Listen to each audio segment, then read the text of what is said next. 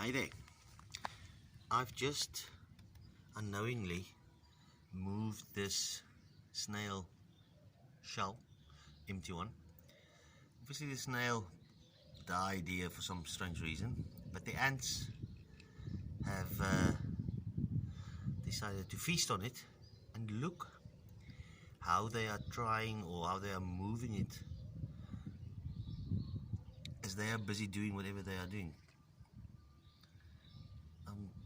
We don't know if they're trying to capsize it.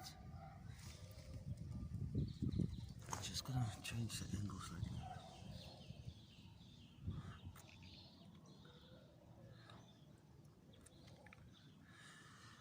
They might be called the movers and shakers.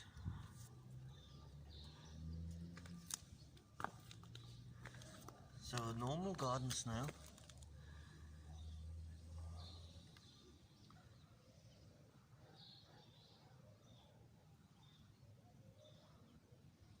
Okay.